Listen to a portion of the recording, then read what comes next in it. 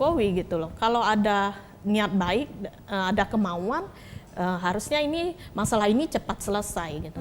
Tapi persoalan ini kan sepertinya political will dan goodwill dari aparat penegak hukum dan pemerintah daerah juga belum muncul seperti itu gitu. Tapi saya yakin ke depan pasti muncul karena ini fakta dan realitas.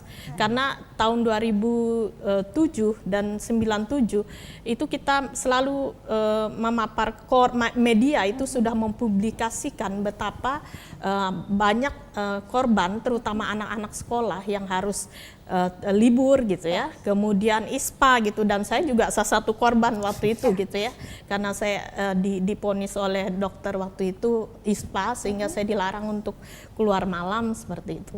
Nah tapi kondisi ini memang tidak ditindaklanjuti. Nah menurut saya memang saluran-saluran ini yang harus dibuka gitu ya, entah harusnya nanti sesudah belusukan asap oleh Jokowi maupun tidak ya, atau misalnya di Kalbar, karena menurut saya itu hak asasi gitu ya, hak atas lingkungan yang sehat dan baik itu adalah hak asasi setiap orang gitu, sehingga memang negara harus membuka ruang-ruang itu gitu.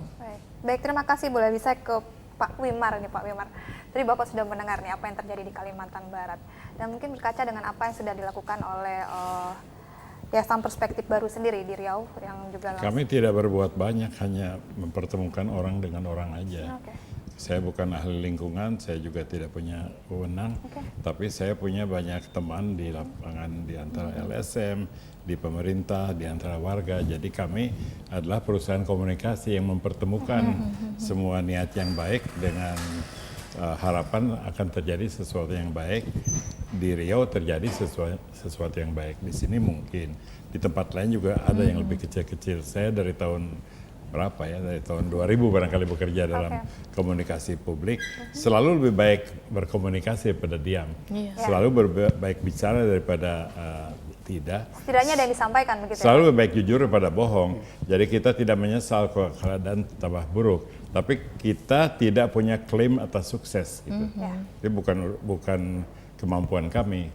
Kami hanya mampu mengendalikan diri dan mengajak teman-teman, dan saya senang ketulusan itu bukan hanya di Riau, di Pontianak pun dengan Ibu Leli, dengan kawan-kawan, dengan Walhi, seluruh Indonesia, hubungan kami baik, tapi kami bukan orang yang memperbaiki keadaan, kami hanya orang yang memperbaiki komunikasi. Baik, terima kasih Pak Wimar. Dan saya kembali ke Pak Adam. Tadi Pak Adam juga sudah banyak menjelaskan apa yang terjadi di Kalimantan Barat, dan juga tadi disampaikan juga oleh Pak Wimar bahwa apa yang terjadi di Riau di sini juga ada bentuk komitmen dari Presiden Jokowi sendiri. Mungkin kita akan menunggu langkah selanjutnya. Jadi ini bentuk kontinuitas apa yang sudah dilakukan, tentu saja apa yang akan di follow up selanjutnya mengenai bukan hanya untuk Provinsi Riau, tetapi juga untuk Provinsi Kalimantan Barat saat ini. Dan harapan Pak Adam sendiri, kalau misalnya Bapak tadi menjelaskan bahwa di sini juga ada bentuk ketidakpahaman masyarakat bagaimana tata cara membuka lahan yang baik. Sejauh ini apakah dari Walhi sendiri sudah ada bentuk edukasi kepada masyarakat, bagaimana masyarakat bisa membuka lahan dengan baik? Mungkin ini langkah-langkah kecil, tapi mungkin saya rasa berarti untuk masyarakat. Kita tidak bisa berbicara mengenai perusahaan besar dulu ya, nanti itu beda lagi segmennya, karena ada tindakan-tindakan hukum dan lain sebagainya, karena dari awal juga seharusnya mereka sudah bisa mengerti apa yang harus mereka lakukan untuk tetap menjaga kelestarian alam. Namun untuk masyarakat pada umumnya, kita tahu mungkin Kalimantan Barat ini sangat luas sekali, masyarakat banyak sekali yang melakukan membuka lahan dan lain sebagainya. Di sini kadang-kadang ketidakpahaman mereka harus juga ada bentuk edukasi yang baik dari semua pihak pada saat ini. Iya, pertama justru saya begini ya, justru kita melihat bahwa masyarakat lokal, masyarakat adat ya cukup arif ya dalam memperlakukan alam sekitar mereka, termasuk bagaimana kemudian mereka berladang juga. Sebagaimana saya sampaikan di awal tadi, mereka punya kearifan lokal ya. Misalnya komunitas masyarakat Dayak lebih khusus ya, karena kebetulan kita juga sempat menggali kearifan lokal masyarakat Dayak Bakati misalnya, yang kemudian kita bukukan. Mereka cukup kaya. Kenapa? Karena ketika mereka bijak mengelola sumber daya alam, tentu itu manfaatnya juga bisa mereka rasakan langsung. Nah, ketika misalnya kawasan hutan di sekitar mereka habis, pasti dampaknya juga ke mereka. Jadi mereka sebenarnya sadar betul soal itu, dan kita, ya kebetulan saya juga orang kampung ya, kita belajar ya sama masyarakat, dan justru yang kita bayangkan sebenarnya dalam hal ini, dalam konteks tata kelola sumber daya alam, negara dalam hal ini pemerintah bisa belajar banyak kepada komunitas, kepada masyarakat terkait dengan bagaimana kemudian memastikan agar alam ya, lingkungan di sekitar mereka itu bisa digunakan hari ini dan seterusnya, terutama untuk anak cucu mereka. Saya pikir dalam konteks itu seperti itu ya. Nah, persoalannya sekarang ini kan memang ketika bicara soal pertanian tradisional, katakanlah berladang kan tidak pernah kemudian ada pembinaan ya. Kalau kemudian itu dianggap tanda kutip salah misalnya oleh negara sendiri. Dan sisi yang lainnya tentu saja menjadi penting ya, bagaimana kemudian dalam kaitannya dengan kebijakan pembangunan, karena Pak Adam, saya boleh potong sebentar, kita jawab dulu penelpon. Halo. Halo. Halo. Halo, selamat petang. Ya, selamat petang. Baik, terima kasih telah bergabung. Waalaikumsalam. Dengan siapa di mana, Pak? Dengan Hujairin di Bapak Hujairin di Pontianak. Baik, silakan Pak Hujairin. Ya, terima kasih. Ya, kalau saya melihat problem mungkin dari tahun 80-an dulu undang-undang berat itu terjadi. Ya, pernah tahun 87 itu. Berat itu. Sampai hari ini udah tahun 2014 nggak beres itu kabut asap. Kenapa demikian? Karena tidak ada keseriusan dari pemerintah. Jadi selalu dikorbankan, dikambing hitamkan masyarakat yang membakar. Padahal berapa sih luasan masyarakat yang membakar itu? Luasan masyarakat kalau mau buka lahan tidak ada sampai ribuan hektar ya. Yang palingnya mungkin 1-2 hektar ya. Nah, kalau perusahaan yang membuka lahan ribuan hektar itu, tapi tadi betul kata Mbak yang baju kuning itu, masuk laporan ke kejaksaan, kepolisian, pengadilan, tahu-tahu bebas, tidak ada hukuman, lalu bebas murni kan? Kenapa demikian? Karena ada aksesnya. Apa aksesnya? Ekonomi. Yang punya perusahaan besar itu di Jakarta, di pusat, di gubernuran, dia makan-makan sama-sama, ketemu di hotel, lobi hotel, mereka konco-konco kan? Siapa yang berani? Mereka takut, tapi karena ada ekonominya. Dari Kapoldanya, Kapolrinya, Danremnya, semuanya terlibat. Siapa yang masih menindak? Itu bukan kita tidak tahu loh itu. Mana berani? Bukan yang takut ya, tapi karena ada akses ekonominya di situ. Baik, Pak Tapi Hujairin. maaf, jangan dipotong. Mereka tidak berani karena nanti yang rugi masyarakat, termasuk saya sendiri loh. Kabut asap membuat saya sesak nafas saya. Ya, saya juga sakit asma juga jadi kena kabut itu kan. Jadi mereka tidak memikirkan rakyat ini yang korbannya. Masa urusan ini asap dari dulu sampai sekarang puluhan tahun nggak selesai. Kenapa tidak ada keberanian, tidak ada niat baik untuk menyelesaikan kasus ini, tidak ada. Tahunya itu kayaknya mana yang keuntungan mereka pribadi saja. Oke, Pak Hujairin, kami bisa. Jadi sampai kapan pun tidak akan selesai masalah ini. Kalau Oke. tidak ada keberanian dari kita semua. Terima kasih. Baik, terima kasih Pak Hujairin. Saya boleh tanggapi? Boleh, mungkin tapi setelah jeda iklan berikut ini, Pak. Iklan dulu deh. Baik, iklan dulu. Baik, pemirsa, kami akan kembali setelah jeda iklan berikut ini.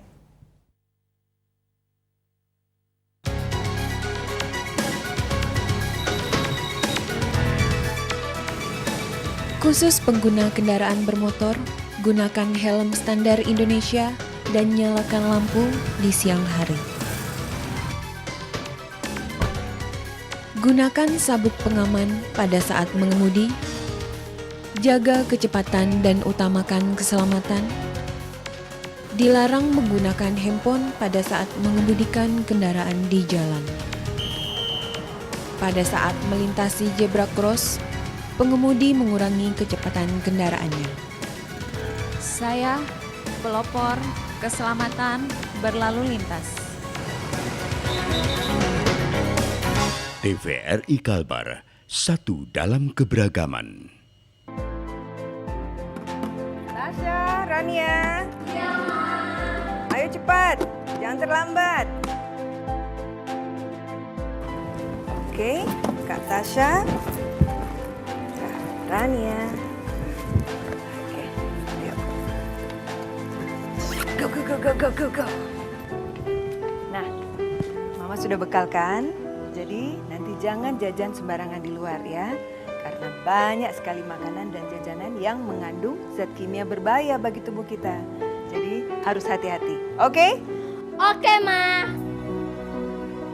Waspadalah terhadap makanan-makanan yang mengandung zat kimia, bahan pengawet, formalin, dan borak, serta perwarna tekstil yang dapat berbahaya bagi tubuh kita. Dan bagi penjajah makanan, jajakanlah makanan yang sehat. TVRI Kalbar, satu dalam keberagaman.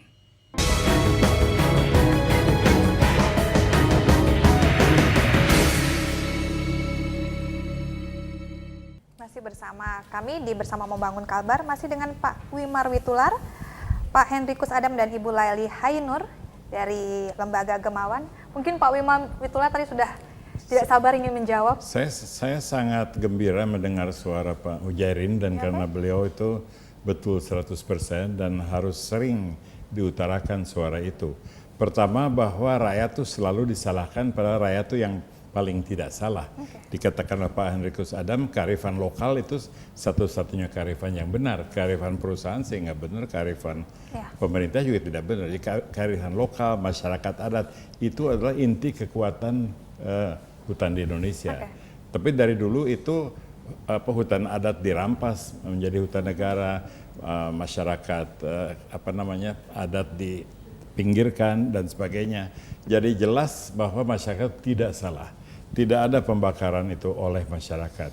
Bahwa ada kebetulan masyarakat terlibat satu pembakaran 1 dari 1000 kasus itu hanya diperbesar saja oleh media di pihak mereka. Yang jelas pemerintah salah. Nah, tapi kita harus ingat dari tahun 87 sampai sekarang itu pemerintah ganti-ganti terus. Kabinet Soeharto aja ganti berapa kali dari 87 sampai 98. 3 kali menteri lingkungannya ganti-ganti dari Emil Salim, Rahmat Witular, Sarwono, semuanya tidak menghasilkan apa-apa karena bosnya Soeharto. Lalu saking orang sebelnya, Soehartonya dijatuhkan. Tetap jadi tidak berhasil. SBY begitu juga. Nah, akhirnya sekarang kita ada presiden yang mendapat kesempatan terakhir. Mudah-mudahan dia berhasil, tapi justru kita harus bantu. Kita harus jangan mengecat dia dengan cat yang dipakai untuk pemerintah dulu. Kita punya Jokowi itu karena SBY, Megawati, Gus Dur, Habibie, Soeharto itu gagal gitu. Rakyat tidak gagal. Rakyat sekarang dibangunkan masyarakat adat oleh keputusan Mahkamah Konstitusi dibuat punya hak lagi atas hutan negara. Masyarakat adat Indonesia punya forum di PBB berkat bantuan dari organisasi LSM dan pemerintahan. Jadi ada kemajuan. Yang tidak melakukan kewajibannya itu pemerintah yang sudah digulingkan semua gitu. Yang sekarang ini baru sebulan, jadi jangan digulingkan lagi, nanti diganti lagi sama Prabowo atau siapa yang mungkin akan lebih merusak lagi. Baik, di sini ada harapan baru dari Presiden Jokowi sendiri mengenai hutan Indonesia.